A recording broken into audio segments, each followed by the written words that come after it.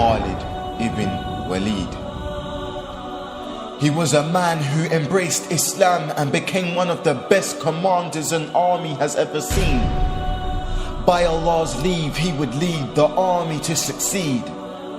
He could control his steed with his knees.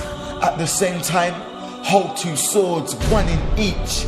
In his speech, he said, "It's more beloved to me to march for war in the freezing cold towards my enemies than to be with my virgin wife on the first night."